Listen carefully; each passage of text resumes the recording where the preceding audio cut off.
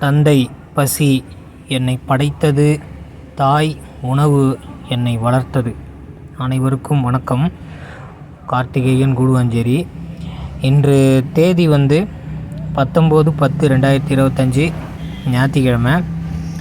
இன்று எங்கள் வீட்டில் சென்ற ஆண்டு வச்ச இலவம்பாடி முள் கத்திரி, இது 54வது காய்.